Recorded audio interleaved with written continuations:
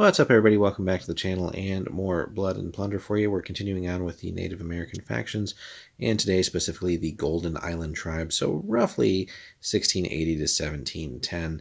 So this is the personal force of King Golden Cap, one of the special characters that we have access to, and must be chosen as his and he must be chosen as the force's commander, naturally. Now, as with all of the Native American factions, we do have a couple of special rules that we have to adhere by, so let's take a look at those first from the book here. No size 2 or larger ships. If we are the attacker in the scenario, it may deploy half of its units rounded down following the lay-in-wait scenario rule. Any ships in the force do gain paddles for free, and no artillery, which makes sense. Now let's take a look at and see what this personal force of King Golden Cap is doing, and if it really is up there as far as quality goes. So, some more special rules here. All Native American units in this force must add bows and pay the points cost for doing so if they have the option of doing so. All Native American units in the force must replace heavy melee weapons with thrown weapons if the option is available to them. All other units in this force add thrown weapons at no cost. So somewhat similar to the Darren list where we had to essentially add bows and thrown weapons. Here we have a lot of the same. But we do get a couple of really cool perks for free as well, special rules. And that is everybody gets tough and hard chargers for free. So, in addition then, the force selection, whereas with the Darien we only really had 2 units to choose from, warriors and young warriors, we have a little bit more to choose from here. We still have the warriors, young warriors split between core and support, but under support we do have access if we wanted to bring in some English freebooters or the French flibustiers, and that opens up some neat options there with 2 very good top tier foreign troops essentially for us. Now, the command options, basically King Golden Cap, if he is the general of this force in any army scale game, any Southern Tribes commander must lead non-allied companies in the force. And speaking of those allies, if we went to the army scale, we got the English Buccaneers and French Buccaneers, which makes sense based on the support units.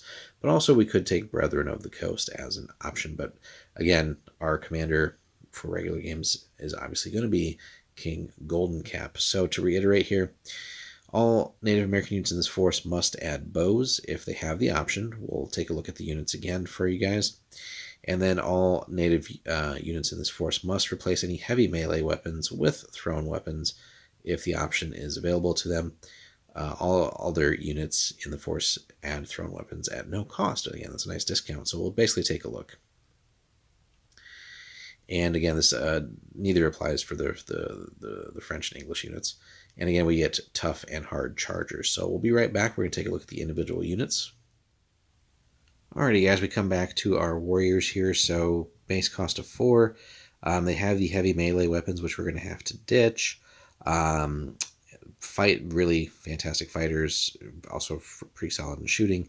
They do already come with quick skirmishers, hidden, and scouts. And again, there'll also be tough and hard chargers, so pretty scary stuff. They can be upgraded to vets. They could also take pistols as well, muskets if we really want to load them up. But we have to ditch the heavy weapons for thrown at no cost, essentially here.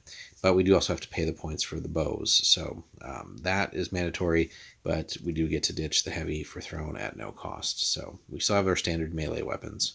So not too expensive, but we could load them up with other goodies if we wanted to. Then the young warriors in our support option here. So they start as inexperienced. They already have the bow and a standard melee weapon. Slew of special rules: quick, hidden, scouts, support warriors, warrior archers, or warrior musketeers. But here in this case, just the warriors. We do not have the option of removing the bow, but we do have to add the thrown weapons. And then there's our cost for that. So again, just to reiterate from where we were. So we have to replace the heavies with thrown if the option is available. All other units in this force add thrown weapons at no cost. So we should actually net that discount then with these guys, which is pretty nice in keeping things relatively cheap for us. So, and we already have the bows. Again, we can't get rid of them. There's no other hand-to-hand weapon modifications. So really it's going to be with the warriors ditching the heavy for the thrown weapons, and we do have to pay for the bows with these guys though. So that being said, really good stuff with them, and then getting access, if we needed to, just to have some quality European units here as far as what they do with their firearms, and that's the freebooters and flibustiers. But honestly, if we want to just go all in on the native units here, they're pretty damn solid as well. And again, just getting the free tough and hard chargers out of that as well can be pretty scary. So getting some good shots in with the bows, thrown weapons as needed, and then really just mixing it up in combat with tough and hard chargers is going to be pretty formidable, and really focus on pretty aggressive gameplay along with King Golden Cap, which will we'll have a whole series on the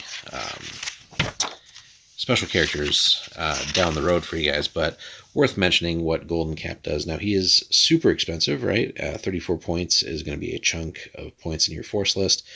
Main weapons, thrown weapon, and standard melee weapon. He's got a command range at 12, 3 points, but he has Elan, Vendetta against the Spanish, Unwavering, God's Blessing or the Devil's Luck, and Aggressive Commander. So again, not to double down on it, but really this is going to be a force that requires some smart play, but again is also going to, I think, reward that aggressive behavior and really just timing things right and taking advantage of just the slew of special rules that you get with the natives and this list in concert.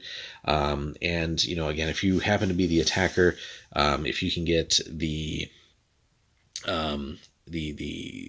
tactics down of putting the right units in ambush, essentially with lay in wait and just messing up the opponent's plans as much as possible, and then really hammering home your advantages, it's going to be a pretty tough list to deal with. Let us know, guys, if you fielded the Golden Island Tribe and how that's gone for you, and how you've constructed your list for typical games. If have you gone all native, or have you sprinkled in some of the English and or the French? Let us know in the comments. Be sure to like and subscribe, and we'll have plenty more Blood and Plunder for you guys very soon. Thanks for watching.